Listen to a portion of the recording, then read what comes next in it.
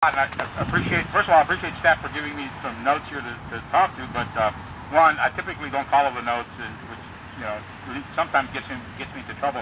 But in this particular one, I live this project literally every day. I live just up the street here, and I drove by here and I saw the progress that was happening, and had I not realized the hard work and the complexity of the project, I would have been like some of my constituents that were calling me and saying, why in the world aren't they working today?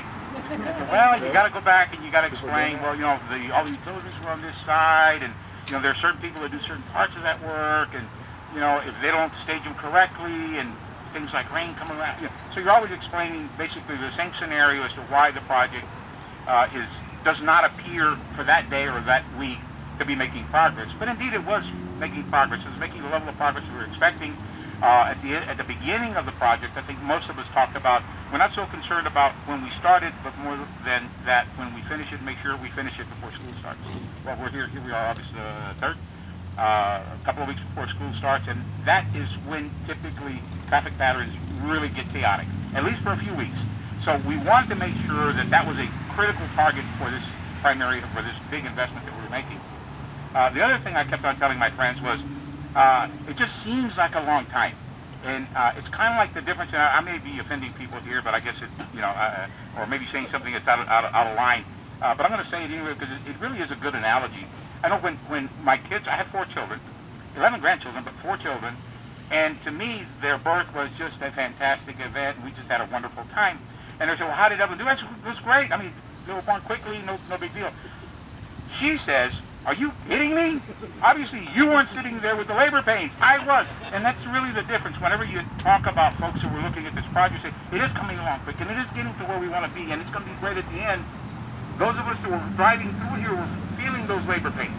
And every day, it becomes more and more difficult. Most of you that live in this area, I mean, I live just up the street, right up on this side of Silent Sunrise.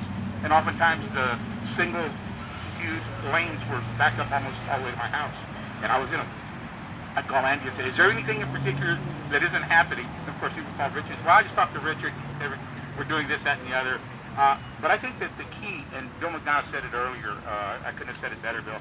The key to making sure that people understand what's going on.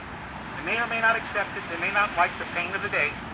But if you inform them, and we did that through our office e-blast, the city did it through an email, an opportunity for people to communicate back and forth. They know what's going on today. And it was more than just a one-way communication. If people said something like, I remember when in late June we were talking about the 4th of July parade that the Great Northwest puts on. And we said, we got to make sure that the cones are aligned correctly. We don't want to be detouring around that intersection. And we did. And so we had virtually real-time communications between the community and the city and the contractors. And for that, I want to be thankful for the hard work and the communications. It wasn't easy. There were some folks that, for one reason or another, didn't like where we were staging equipment, or they didn't like the way we were striping the lanes, but realizing that in a few days or weeks, we're going to restripe them in another direction. So it was a very difficult process, and I don't think anybody can appreciate that quite more than Andy and myself and Bill and a couple of others. We were out here, I guess it was before 2012, so it must have been 2011. Yeah, we were out here. What we wanted to do was, we knew there had been a lot of accidents down in this intersection as well as the other intersections up the road. And I thought, well, you know, it'd be kind of easy. Just go over here and kind of get those lanes realigned coming in this direction. Remember, we had one lane coming through. The other lane appeared to be a through lane, but really wasn't. It was a turn lane. And if you didn't turn, you're going into the wrong direction. Right, coming this way. So we went to fix that. That shouldn't be difficult. Just kind of scooch it out there a little bit and do that. And then we'll put a sidewalk up here because there was no Walmart. So we'll put up a sidewalk so folks can get to the ATV and encourage everybody to get energetic and walk and, you know, do their thing. And so PCI comes in and tells me, well, Councilman, there's not enough room over here to put another lane in there. So that means that we're going to have to go take some land from ATV. I don't know how happy they're going to be about that. The other thing is, all of the utilities are on this side. That's cost, money, time. Very difficult project because all the utilities were on this side. If we can put a sidewalk on the other side, I said, well, that won't work, right? Because we're going to have people walking down that sidewalk, coming across to their ATV, and creating more of a dangerous situation. None of that worked. So out the design, happy camper, figuring out the design was incredibly important. Then we did other things like Camino Rosa. That really wasn't in the plan originally. And then working closely with HEB, I mean, it became another opportunity for interest into their parks, and to kind of work with it. A lot of negotiating happened throughout that time. And then we finally broke ground, and of course, wouldn't you know it, the second we break ground, we break the drought. And so we have all this rain. All in all, at the end of the day, this has been one of those milestone projects for this community. Mike said it earlier, I don't know that we're the fastest growing, but we certainly are one of the most densely populated. When you take a look at everything that happens in the Great Northwest Crossing, and all the subdivisions going up in that direction, generally speaking, there is no vacant property. It's all filled. That means that there are people driving to and from those homes virtually every day.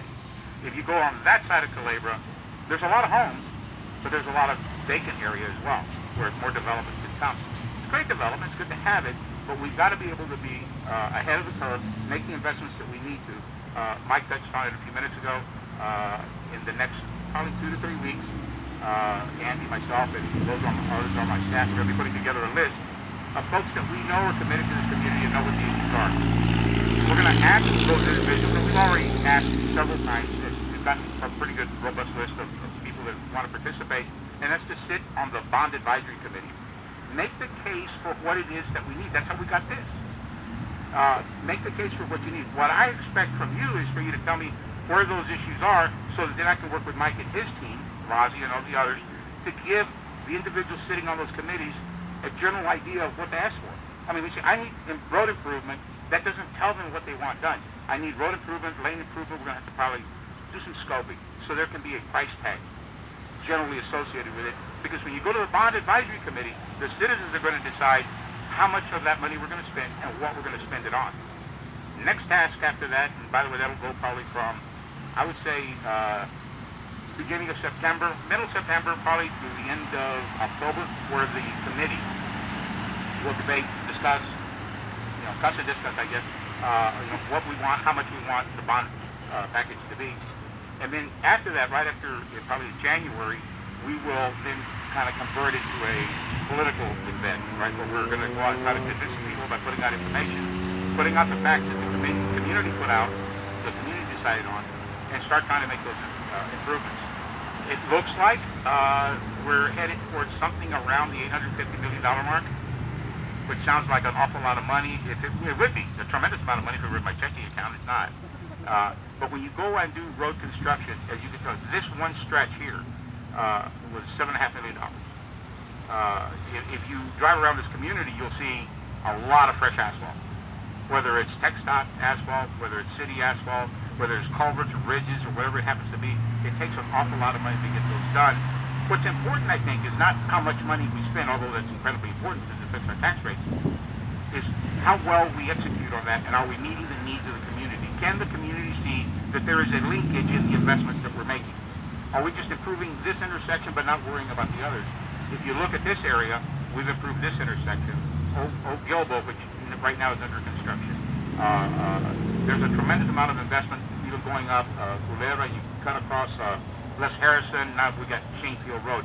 It's a master plan to allow us to get people in and out of this entire community in an efficient way. And then we also have to work closely with our corporate partners, folks like HEB that tell us, look, this is where we're going to, growth is coming, we're going to put in a store here, and we have to work closely with them because they can also affect access and egress into facilities, how all that works in the long term. The last thing we want to do is, make an improvement like this, Mike, and then have an HEB come in and say, you undersize the road, and that doesn't work. Or go in and make some improvements on the road and come back 6 months later and tear it up because we've got to do some saws or CPS improvements. So we're trying to be smart about what we do. I think the public hopefully appreciates that. And then you find it in your heart to participate in the next bond package, help us, communicate the needs to the community, and then help us get it passed so we can continue the great development work in our community. For that, thank you. I think, Mike, you're going to come back up and probably recognize a few more folks that were instrumental in getting this project done.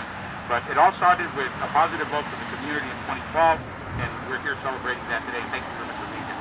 Thank you.